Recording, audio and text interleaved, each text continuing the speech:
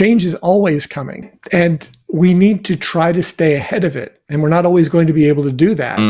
But we do have the ability to anticipate things that could potentially happen in the not too distant future and say, okay, if this happens, then what am I going to do? How am I going to adapt to that? Increase sales, improve margins, and grow your business. Guaranteed. Top secrets of marketing and sales.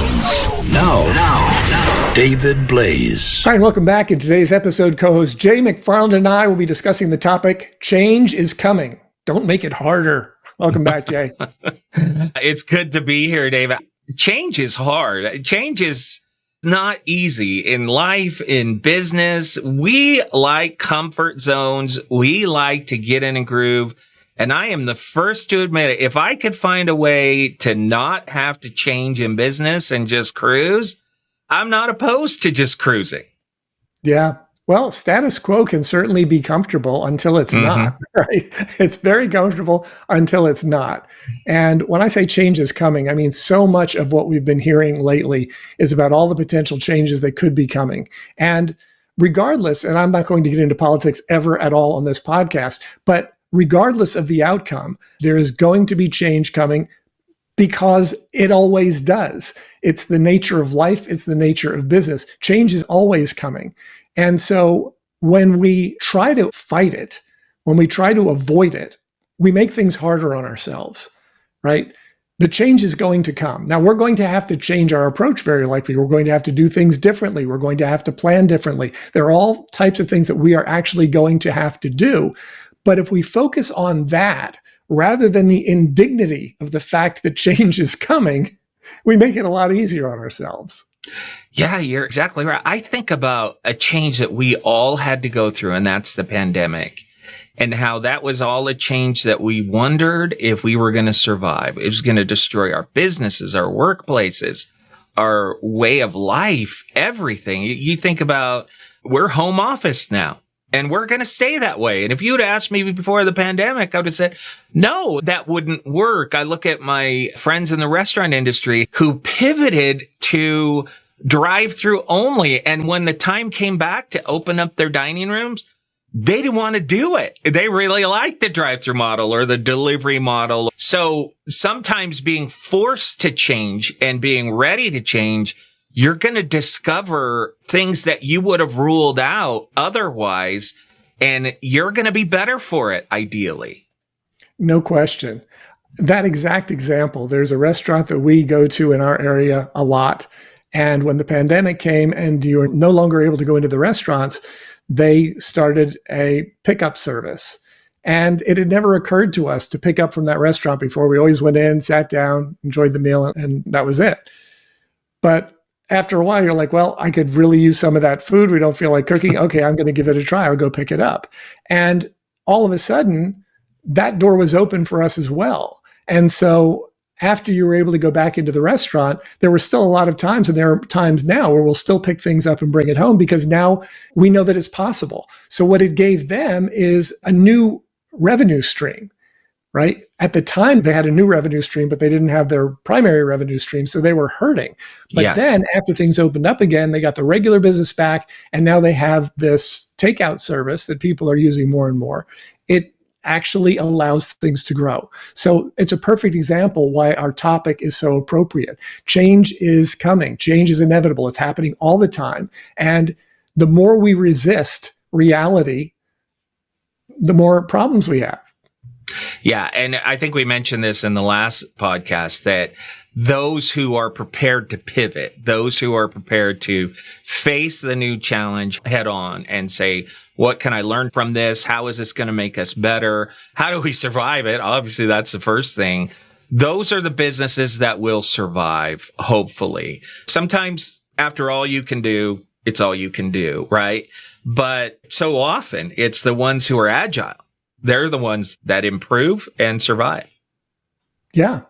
And any business that is likely to be in business for the foreseeable future has to be able to do that. They have to figure out how to do that because there is always change. There are always challenges.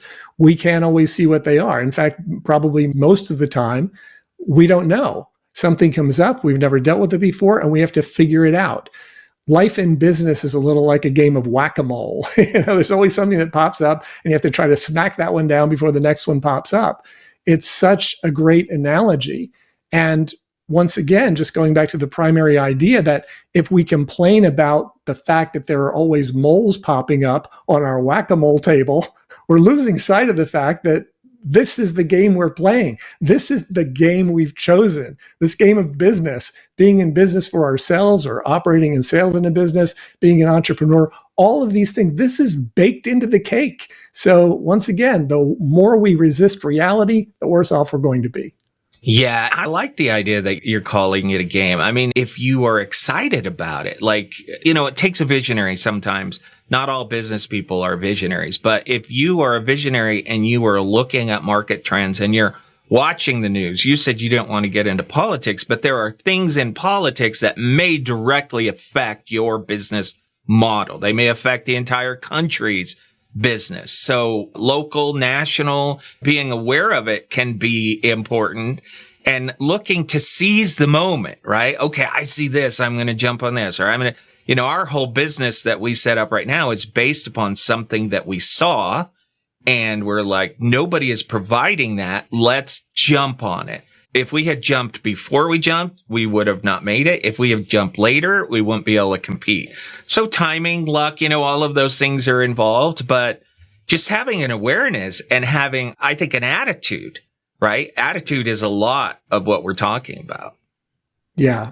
And the reason that I even mentioned politics at all in this podcast is that right now, half the country feels that it's going to be disastrous if something happens, and the other half of the country feels it's going to be disastrous if something else happens. And everybody's going to have to adapt to whatever happens. That's my point with all this. Yes. And vote and pray, right? If you're a praying person, pray.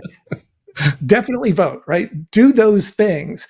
But as a business owner, you've got to focus on the reality of the situation, whatever that turns out to be, however unhappy any of us are with the result that happens, we still have to move forward, right? We've got to live to see another day. And the only way that happens is if we remain focused enough on the reality of the situation and what we need to do personally, accepting personal responsibility to determine what happens next for us. Yeah, and I don't think you can do that if you're just using the squeaky wheel gets the grease management style, right?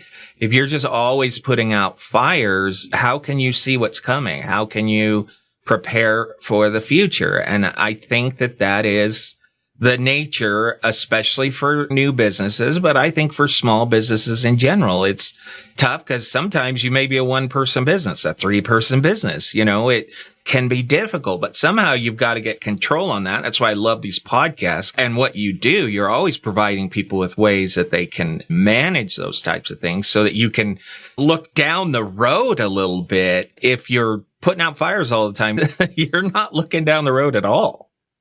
Right. And we need to try to stay ahead of it. And we're not always going to be able to do that. Mm-hmm. But we do have the ability to anticipate things that could potentially happen in the not too distant future and say, okay, if this happens, then what am I going to do? How am I going to adapt to that? How am I going to pivot, as you said, right?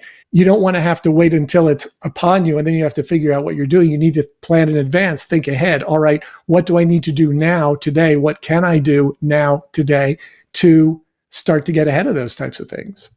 Yeah, the last thing you can do, and this is my tendency, is to just put my head in the sand and say, oh, it will pass, right? It'll pass. I just have to hold on long enough. Sometimes that's true, right? Sometimes that's true. But a lot of times when you do that, your competitors are not going to be doing that and you're going to get past, right? Well, you're hoping for it to pass. And so that's probably not the best approach. Yeah, you have to live long enough, right? Yeah. To see it pass. And most of the time, most of us do, but it depends. Some things take longer times than others to recover. And if you're just waiting for it to pass and you're not planning alternatives for what you're going to do and how you're going to do it and who you're going to approach and how you're going to approach them and what you're going to say and how you're going to say it, if you're not doing those things in the moment, then there is so much missed opportunity between here and there. Not to mention the fact that others who aren't doing that are going to be picking up that business. So when you're ready to get started again, there's not going to be a lot of business available. Yeah, it's too late to act at that point. So this is why I think it's a great idea to have a partner in the process. That's where you come in, David. How do people find out more? Go to topsecrets.com/call. Check out the video on that page. See if it makes sense to schedule a call with myself or my team. The goal of these calls is to simply figure out where you are now versus where you need to be in terms of visibility, sales, and profits. We start out with that. We look at the markets that you're approaching and look at various aspects of what you're doing right now that could potentially be hurting your prospects. So in that call, regardless of whether we ever work together or not, we're going to go over some things that will be helpful to you. It's just good to have the conversation. So go to topsecrets.com/call, and we'd love to have that conversation with you. Absolutely. Everybody should do that. Sometimes it's just good to hear even yourself say things and then get some feedback. David, it's always a pleasure. Thank you, Jay. Increase sales, improve margins, and grow your business. Guaranteed. Top Secrets. TopSecrets.com.